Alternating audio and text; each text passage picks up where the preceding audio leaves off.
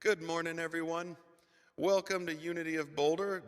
Even though it's only online this week, we're still very happy to have you join us, and we can feel you with us.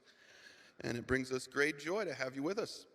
So I've got one announcement of an upcoming event coming here to Unity of Boulder. We're going to have a homeopathic first aid remedies class taught right over here live in person in Fellowship Hall. And that'll be January 16th from 1 to 2:30 p.m. It's $35. You can sign up for it in the bookstore or online. This will be taught by our very own Wendy Littlepage, who is a licensed classic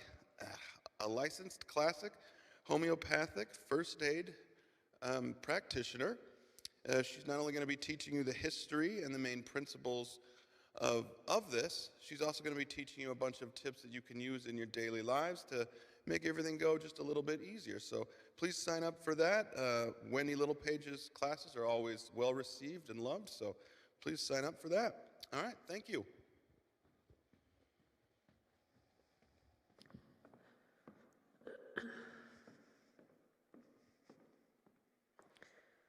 Good morning, everyone. Welcome to Unity on live stream. Will you join me for an opening prayer, please? Father, Mother God, we all come together this morning to bask in your divine love for all of us and all of our creation. We feel it flowing from the top of our head all the way through us to the tip of our toes. We are the embodiment of this love and are open today to plant a seed in spirit today to empower a new journey, the embarking into this new year, fully alive, fully inspired, fully ready to rebirth and renew from the old, worn-out patterns into a fully developed, self-realized, empowered, manifesting version of ourselves. Dear God, we remember today that which we came here to do, and we're inspired to step in with a fully open and healed heart into 2022. With grace and in faith in the one power that makes it all possible. Thank you, God, Spirit, Source. We are ready. Amen.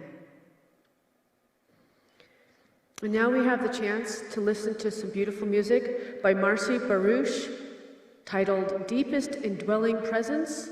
This was pre-recorded on November 7th of 2021, but it's so beautiful that it's worth repeating.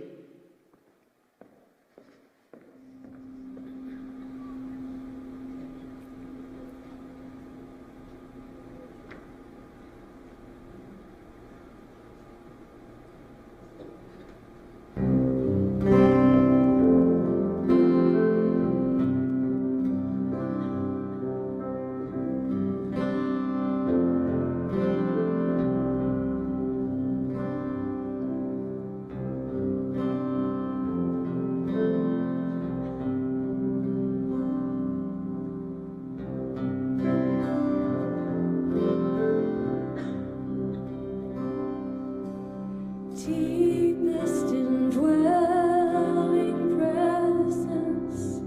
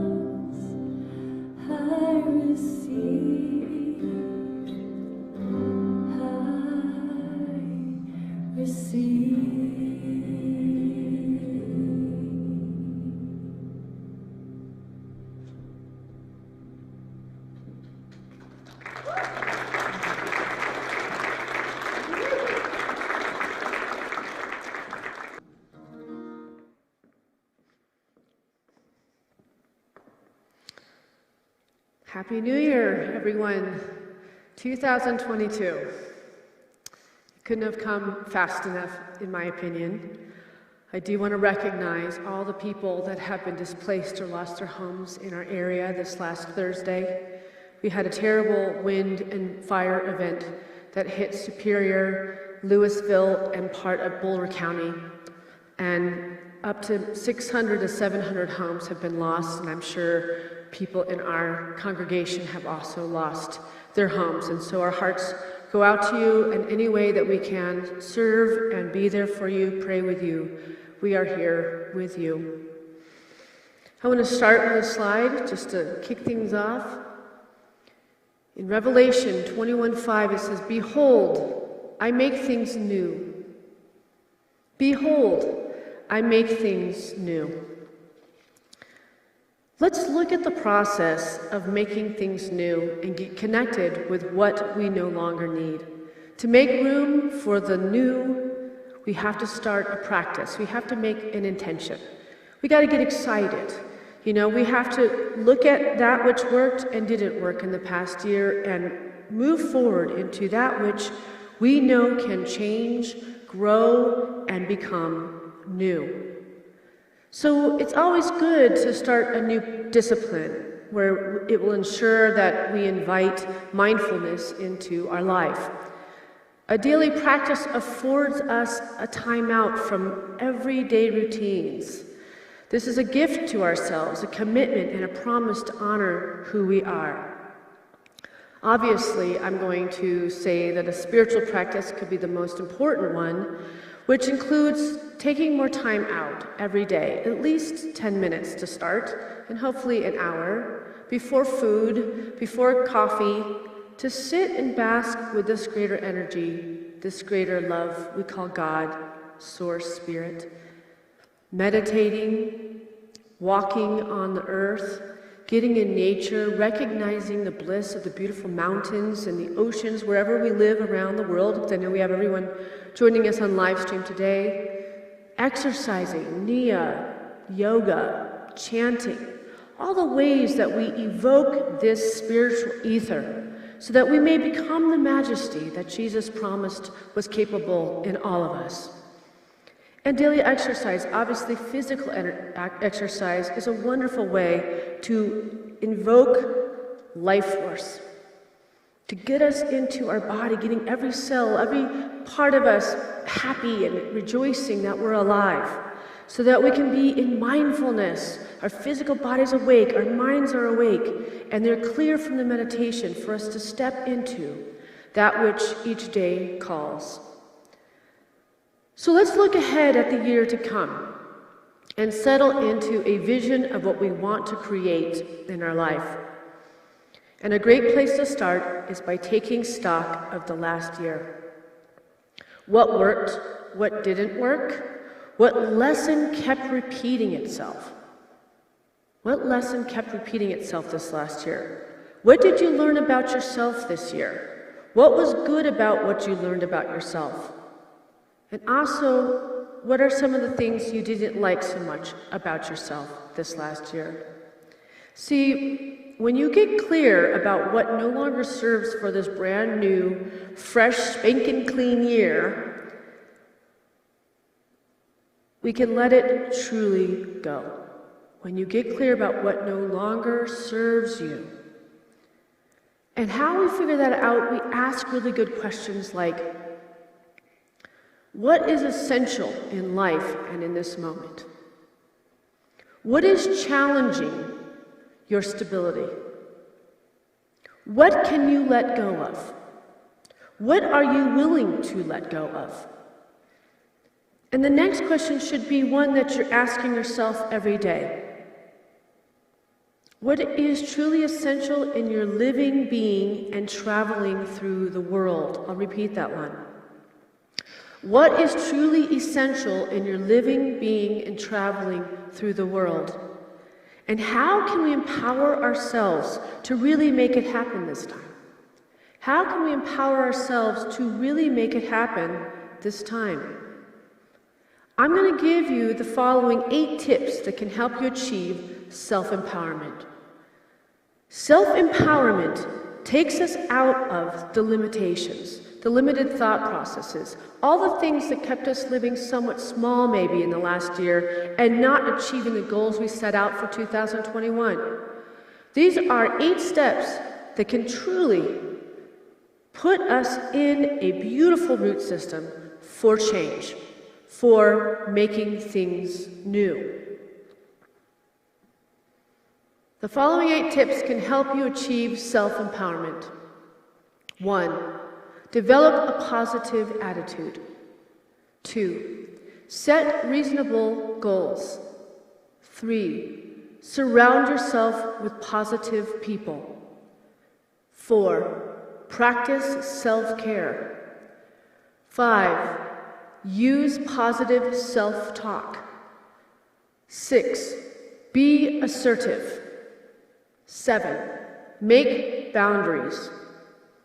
8. Create an action list. So many of these I'm speaking to myself when I read this list of the things that I need to do to empower my next phase of life this year and what I want to call into my life, and I hope that it inspires you to really sit during the service. And you also can repeat this service, so you can look through this list or you can write it down on how you can put into the framework all of these things to start calling in the universe to make things new. So one of the ones I think that is really important is surrounding yourself with positive people. I also think a wonderful thing to do is to share what your intention for this year is with your most trusted loved ones or friends, so that we can hold each other accountable when we see ourselves falling off into old patterns, old words, old stories, old habits. We can pray with one another, and we can keep ourselves wanting to stay in this possibility of a new year, and therefore a new life in the areas that no longer serve. It helps you reconfigure what and who you want to be for the year ahead. We all want to manifest something new. It might be a financial thing. It might be a job. It might be health. It might be a better relationship with your children and family. All of this is possible with God. Everything that we put out to this universe, if we lean into this greater power we call Source or Spirit or God or Mother, or whatever word makes you feel hugged, when we lean into that greater energy, everything and anything is possible. So we reflect, though, back on this year. What has been a repeating current that needs to now be let go of, so that you may make new for this upcoming year?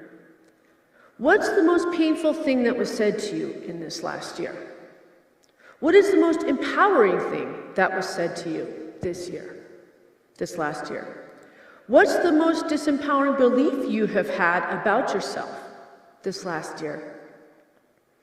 And what has been the most empowering belief you have had about yourself this last year? See, when we take to task what it is that got us to this point, we can shift it. We can pivot. We can change the course that we are on. I had a repeating current that I don't want to bring up because we're in the new year and I'm ready to move forward. But what I was noticing at the close of this year was I was taking inventory of all the bad things that happened this year.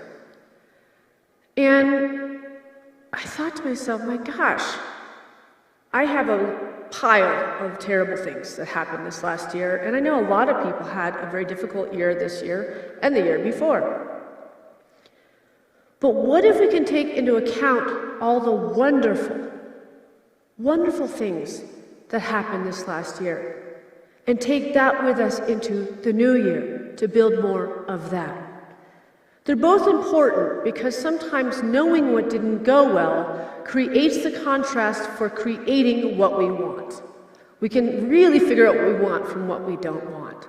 But then we don't get stuck there. We don't get lodged there. We get focused on moving forward with the things that do work, that are wonderful about you, that are special about you, that make you your individual child of God and the gifts that God gave you to bring forward for 2022.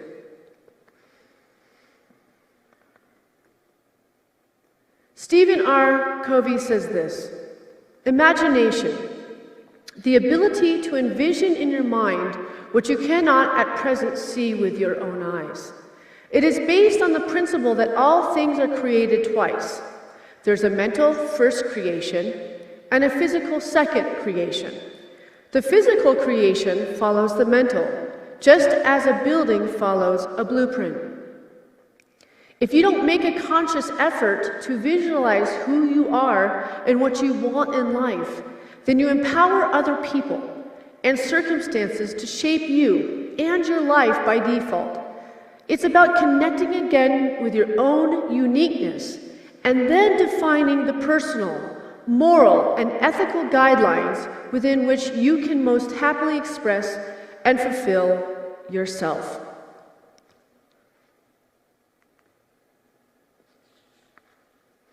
But in Joshua, in the Bible, Joshua 1:9, it says, "Have I not commanded you? Be strong and courageous. Do not be afraid. Do not be discouraged, for the Lord your God will be with you wherever you go." Your Lord, your God, will be with you wherever you go. Sometimes when things get difficult, we forget that. And we lean only on our own intellect, which is limited. When we can make a vision in our mind's eye of what we really want and what we really want to create, and then lean into this greater power of love, planting that seed in this indwelling spirit within, then it starts to grow. And every day when you sit down to meditate, it grows it a little more. When you go to sleep and you do gratitude journals about the wonderful things that happened that day instead of focusing on the hard things that happened, you'll watch that you have more and more to be grateful for. And that is how we call in the law of attraction, to make something new of things that may have gotten old and outworn. So I'm going to be brave right now and share something with you. I have to tell you, I want to envision something different for myself when it comes to being one of the leaders of this center. But this church has kept me distracted as all get out from my own calling as a minister. This last almost 2 years, navigating this pandemic as the leadership of this center has been exhausting. The masks or no masks mandate has split this church and congregation apart. And in turn, it has had me spinning in circles. How do I make everyone happy? That's the question I'm asking. How do I make everyone happy? How do I keep everyone safe? So many voices, so many opinions coming on me. And my astrological sign is Libra. It doesn't tend to be a leadership sign as far as wanting to face oppression a lot and have to get in people's faces to make points clear. My nature is to see both sides of things and try to find balance in it. But this is me speaking on behalf of unity, of what is no longer working for this center coming this next year. from taking a long, hard look on the past year or 2 years. At the Christmas production, our ushers know that there are mask mandate signs around the entire building that states, "Indoors, you must wear a mask." I know that some ushers feel that when people are seated, that people should have the right to pull their masks down. Some ushers don't feel that way. I know that the congregants also are in two camps about this as well. In the end, while I was standing on the platform during the Christmas production, about 60% of our congregation kept their masks on, and the other 40% pulled them down while seated. We ended up having to close the church after the production because we had someone in our choir that brought COVID to our choir and staff in rehearsals previously in rehearsals. We didn't know it till Christmas Day, when 3 choir members ended up with COVID, including 6 paid staff members, which included Mike and myself and my children. When we made the announcement over email that we were closing the church for the week till everyone was cleared of COVID from our staff, these are the kind of emails I personally received from our congregation. This is number 1, and this is just 2 examples of the many emails that I received. Hello, Unity. I suggest you read more about this scamdemic. The Omicron is as scary and deadly as the common cold. You've been had. I'm going to unsubscribe now because I can't take any more emails like this. Best wishes. Here's another example. Hello, Unity. Thank you for this update. I'm sorry to hear Unity is closed temporarily due to COVID exposure, but honestly, I'm not surprised. My family and I went to the Christmas service on the 23rd and were shocked to see about half of the people in attendance were unmasked. This seemed a blatant disregard to the posted signs requiring masks. Then, I get another email from the Daily Camera, and in the subject it says, COVID-19 exposure or outbreak. While I'm sitting sick with a high fever and aches all over my body in my home, after having a positive COVID test, I'm pulled in two, feeling ripped apart by decisions I never would want to have to make a decision for. And clearly, it was only an exposure because no attendees of either one of our Christmas services have come forward and said that they tested COVID positive from our shows. So it's clearly stated that the mandate in Boulder is that we have to have masks when we're inside the building. There seems from my observation a fair amount of you that have no tolerance for anyone else's opinions if they don't match up exactly to what your own opinion is.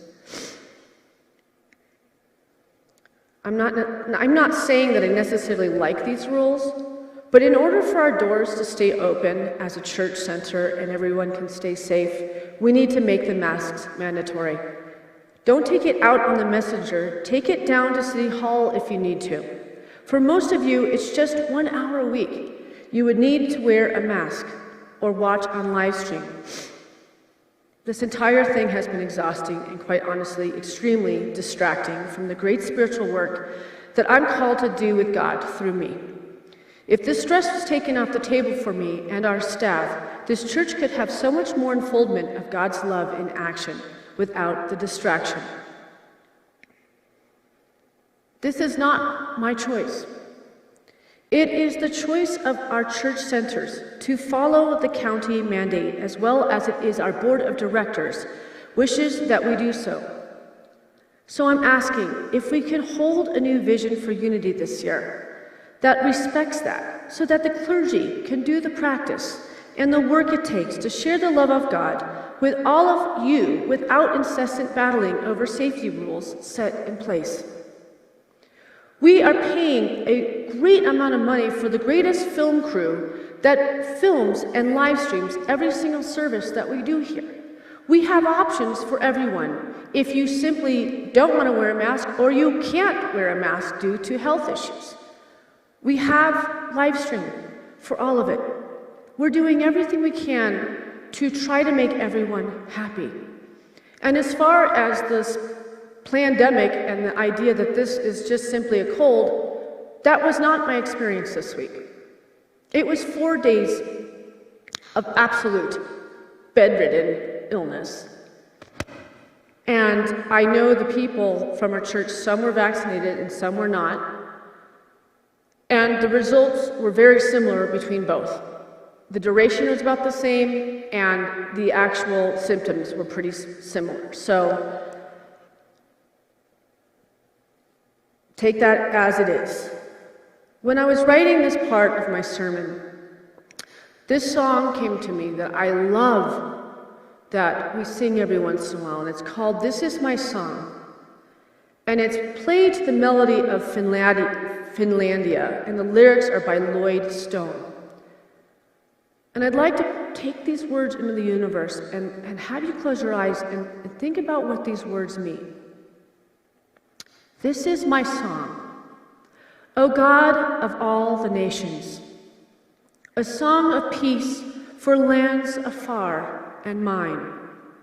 This is my home, the country where my heart is. Here are my hopes, my dreams, my holy shrine. But other hearts in other lands are beating, with hopes and dreams as true and high as mine. My country skies are bluer than the ocean, and sunlight beams on clover leaf and pine. But other lands have sunlight too, and clover, and skies are everywhere as blue as mine. Oh, hear my song, O God of all the nations, a song of peace for their land and for mine. You see, when you don't agree with another person's opinion, focus on respecting their right to think for themselves and to believe what they choose, just as we would never want that right taken away from us. We have responsibility to extend that same courtesy to other people and treat others with respect, even when we disagree with them. It's a pretty simple spiritual virtue. What is the golden rule is to love thy neighbor as thyself. In every religion, at the core of the religion, it's stated in different ways, but it comes down to treating your neighbor as you would want to be treated yourself. So let's look ahead at the year to come and settle into a vision of what we want to create in our life. And a great place to start is by taking stock of the last year. What worked? What didn't work? What lesson kept repeating itself? What did you learn about yourself this year?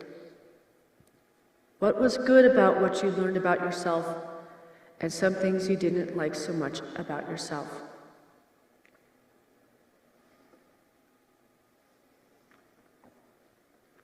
Have I not commanded you? Be strong and courageous. Do not be afraid. Do not be discouraged for this last 2 years that you've been through, for the Lord your God will be with you wherever you go. Have we all been pushed and pushed and pushed enough that we try to do it on our own? We try to do it on our own intellect. But in Joshua 1:9 it's saying, God is with you. Your good hasn't left you. For behold, I make things new. You see, you are one thing only. You are a divine being, an all-powerful creator. You are a deity in jeans and a t-shirt, and within you dwells the infinite wisdom of the ages and the sacred creative force of all that is, will be, and ever was. I really like that. I love that wording.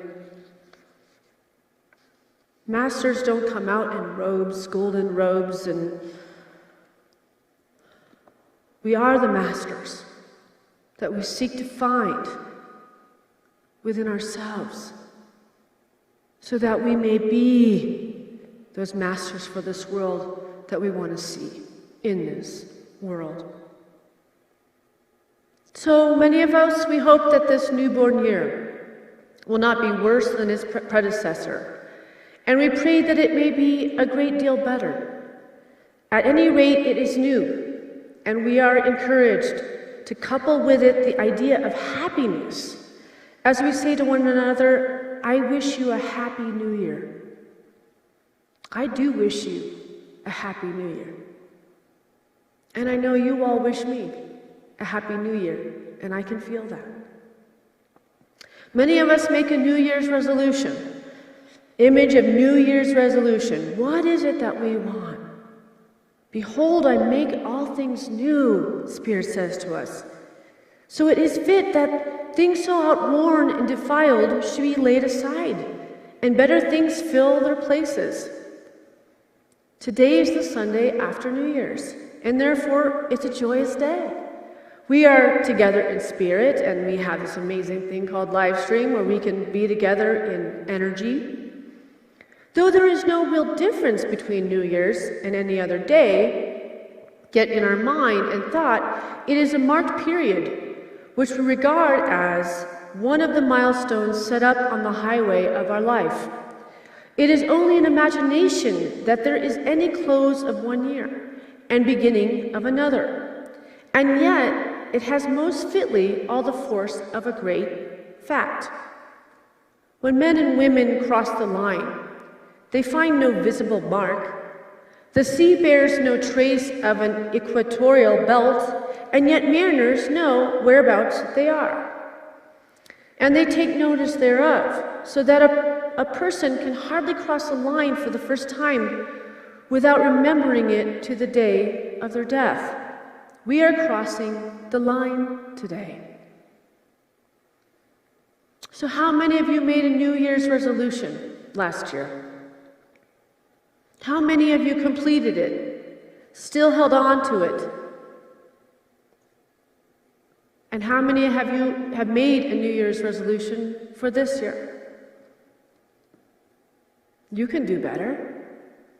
You can achieve it. You can actually go beyond what you can see in your mind's eye, if you allow Spirit to do it through you. The word God speaks to us today are truly divine. Listen. Listen to this. Behold, I make. Who is the great I? Who but the eternal Son of God? Behold, I make. Who can make but God, the maker of heaven and earth?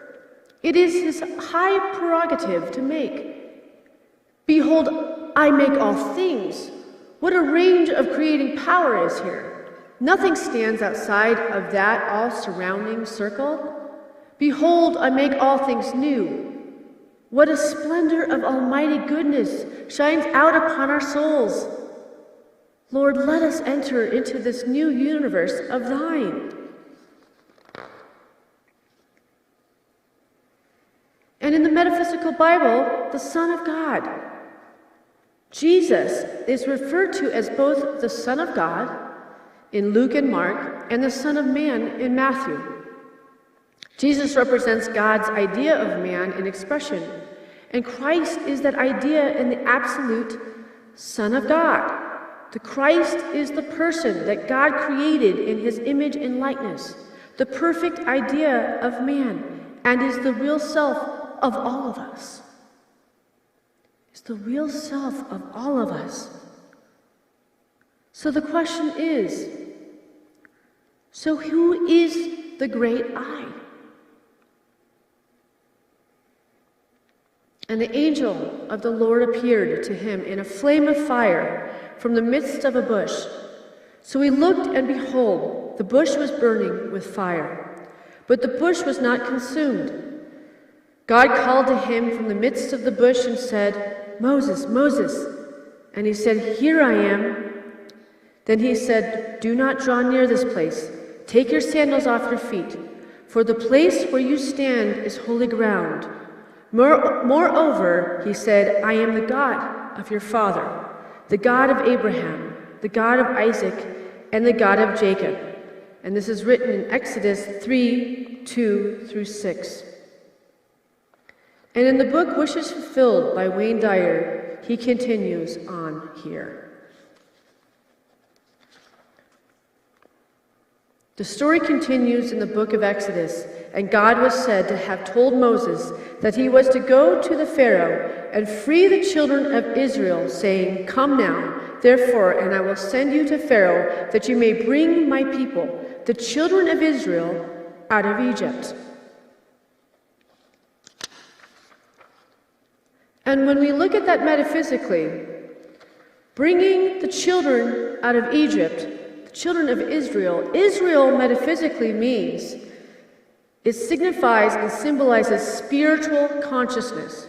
So it's the spiritual consciousness that Israel is being represented here. But he's saying, take them out of Egypt. They're taking the people out of restraint, misery, tribulation, and distress into spiritual consciousness. All these Bible stories are about us. So it's taking us out. Metaphysically, Egypt represents restraint, misery, tribulation, distress, and moving us into Israel as a nation in its highest significance symbolizes spiritual consciousness. Then Moses questions how he could do such an enormous task all by himself. And God replies, I will certainly be with you. In Exodus 3:12. Moses follows up by inquiring, Indeed, when I come to the children of Israel and say to them, The God of your fathers has sent me to you. And they say to me, What is his name? What shall I say to them? In Exodus 3:13. And God said to Moses, I am that I am. And he said, Thus you shall say to the children of Israel, I am has sent me to you. This is my name forever. And this is my memorial to all generations. This is also a memorial to you and me in this generation. The name of God, which is you and me, is I am. I am. I am healed. I am inspired. I am holy. I am happy. I am divinely guided. This is the fundamental teaching of the I Am discourses and becoming acquainted with your highest self. But if you're still having trouble seeing yourself as God, try this. Imagine God as the ocean. If you take a bucket of water out of the ocean, is the water in the bucket the ocean? Yes, indeed, it is altogether ocean. And the ocean, even though it is larger, is still altogether the whole of the ocean in the bucket. Now think of yourself as a bucket of God. Altogether God, and God is altogether you. It is only when you stay separated from the ocean that the water dries up. This is your task in grasping your highest self, staying aligned and not separated from your source, and remembering what God says in Psalms 46:10, Be still and know that I am God. Be still and know that I am God. Oh. What a relief. Be still and know that I am God. No matter what we come up against, no matter what adversity, no matter what door closes, we know that there's a different door that's going to open because be still and know that I am God.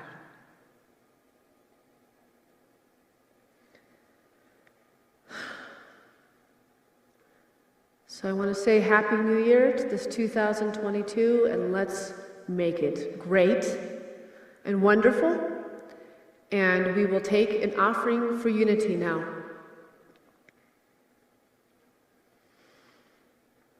And while you're getting ready to make a digital offering to unity, you can see on these screens the many ways that you can tithe to us. You can tithe text to give, you can download the Easy Tithe app. There's also, where you're probably watching us, on our website, a place to donate there. It is by your loving tithes and your dedication to this center that keeps these doors open. It also supports the community in so many ways. We received this gift to Unity, and Unity is so very grateful that it is supported by the faith and the grace in all of you who are dedicated to it. So let's take our offerings in our hands and bless it with this offering statement.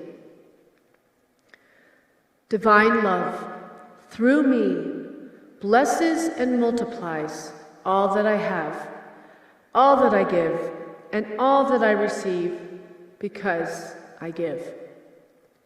And now, once again, we get to listen to a pre-recorded song by Marcy Baruch. And I also want to let you know that she will be our live special music next Sunday for our services, and we will be back in person at the 9 and 11 service next week. And I'm grateful for you, I love you, I bless you, and this is going to be the greatest year ever. Amen.